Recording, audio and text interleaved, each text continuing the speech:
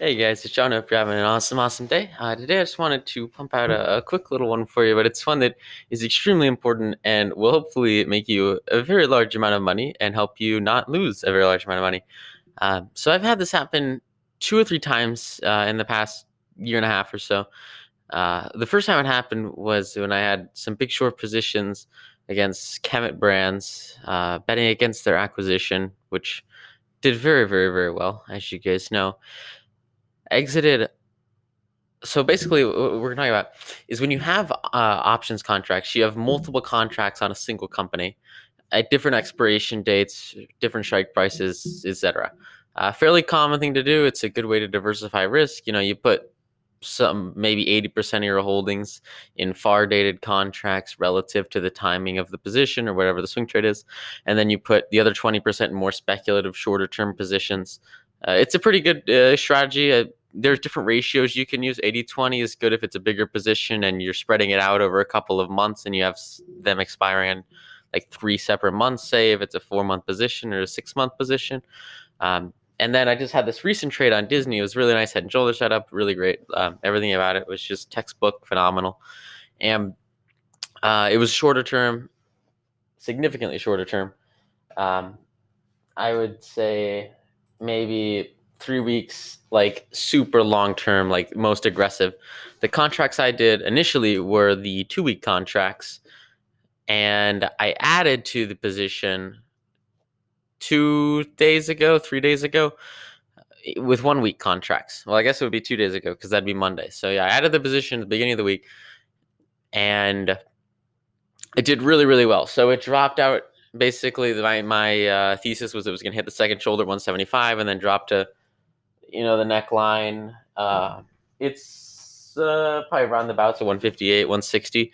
So I did 162.5 puts expiring this week and 160 puts expiring next week. I had the 160s last week and they'd been doing well. And then I added into it with the ones expiring this week. And that's another good strategy you can use if everything validates. You can add into the shorter term ones if you can tell there's going to be a shorter term swing, short term move, instead of laddering the expiration dates at the beginning.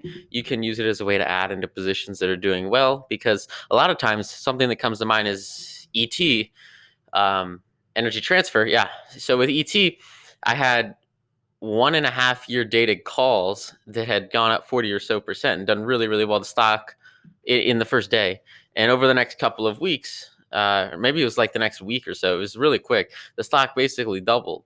And I think similar story with ENLC was a while ago. I'm not going to get too deep into it, but basically very similar story. You have very long dated 1.5 year calls. And what's interesting is that while the calls did really well, the calls like doubled, they made 150% or so. What I did is I added short term calls, like 1 week calls, 3 week calls, based on the setups. They were like ABCD setups, they were reversal setups, it's just basic technicals. So based on continued short-term setups that were validating, I added short-term calls. And what's cool is the short-term calls did like 500%, even though they captured a much smaller price movement than the long-term calls because they were significantly cheaper, right? So a really good strategy if you want to add to positions, or if you want to maybe introduce a little bit more upside by only introducing a minority of risk, is you take the shorter-term contracts on a really good position. So anyway, that's what I did here with Disney, like I just said. And what I want to talk about is exiting these positions. And it for this first time this happened, I was like, okay, whatever. But it just happened again to me, and I really think that um, that this is very important. So basically, what it is with Kemet, I exited my March 18th contracts on March 15th, and then I had a bunch in June, and they were all extremely profitable, right? And only a minority of them were in the March 18th contracts. And after I exited that position, from that point forward, they did nothing but shrink in value, shrink in value, shrink in value, and they lost essentially all of their value in about a month, 2 months. Something similar just happened here with Disney, where yesterday they gapped down, they filled the gap that was the head and shoulders. It was they like gap. There's this huge, like they had a negative 5.5% alpha on the day. It was perfect. I mean, it was exactly what we were predicting. and the positions went up 1,000% at the open, right? So immediately I exit the shorter term position, just like with Kemet, I exit the shorter term position. And then I think, okay, well, my long term thesis is going to keep going, blah, blah, blah. Excuse me. And like, I know for a fact that it's going to bounce. There's going to be some bounce, there's going to be some retrace before it keeps on moving down, which was similar to with what happened to Kemet. I was like, I know it's going to bounce and it's going to go up. And even recently, I was doing this hedge against this Ethereum trade with this long Bitcoin short Ethereum trade, and I was like, I know that it's going to go up. The Bitcoin as the Ethereum, they were inverted pairs, and there was some nuances in the monthly and the weeklies on the candles, but I didn't do anything, right? I didn't long anything. I didn't in the double W, and it's the same thing here. As like, I know Disney's going to go up, and today they're up a ton. They retraced basically the whole movement they had yesterday, which is hopefully it's going to be a short-term thing. That's kind of what I'm betting on, is it's just a temporary retrace. But I knew there would be a temporary retrace because you had a 21 MA, and then you also had the Bollinger Bands on the 50 MA for the daily, and then the 21 was the weekly. And so it was very, very obvious it was going to be like a bounce, right? And it was the same thing with Kemet. It was like they were at a very, very strong moving average, and it was like very obvious there was going to be a bounce in it. And what I've realized is that when you exit the shorter term contracts in a position, when you exit part of the position that's balanced in the shorter term contracts, you should go ahead and exit the whole position.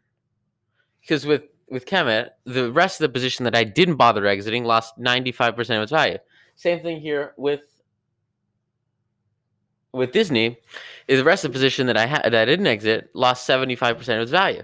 And so it was really, really silly to only exit the profitable, like really profitable part, and then not actually exit the rest of it, knowing that it's a good time to sell. So like when you sell part of the contract and they're up, and this is specifically for options contracts that are up like multiple hundreds, over 500%, multiple thousands of percent.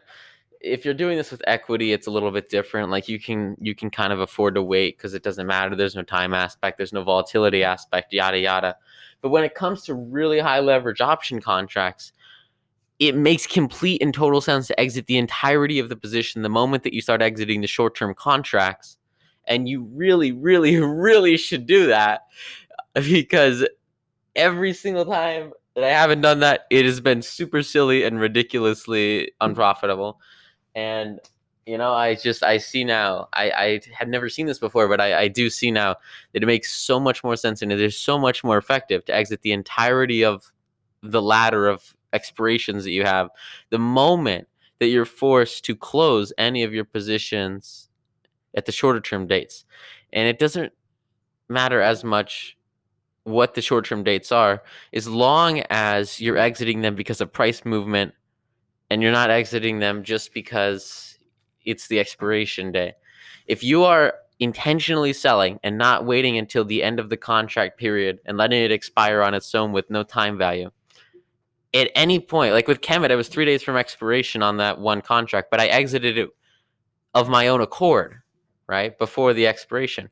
The moment that you start selling those extremely high in the money, very significantly appreciated contracts, even the shorter, like once you're selling shorter ones, you really want to also start disposing of the further dated contracts. I promise you this will work wonders for you. Great strategy to, as effectively as you can mitigate the risks that you have in your options positions. And man, would have made me, a lot more money, but still did really well in the position on both those positions. I talked about other ones too. They did well at the end of the day, but just better ways to optimize it, better ways to make it better. And so really, really good strategy there. Strategy cost a lot of money to learn, so hope you guys got a ton of value from it, and please apply it. Give it a shot. It will serve you well, and it'll help you lock in a lot of those really big profits on options trades, which you guys are going to be pounded because technical analysis. All right, cool. Well, thank you guys so much. Have an awesome day, and I'll see you later. Peace.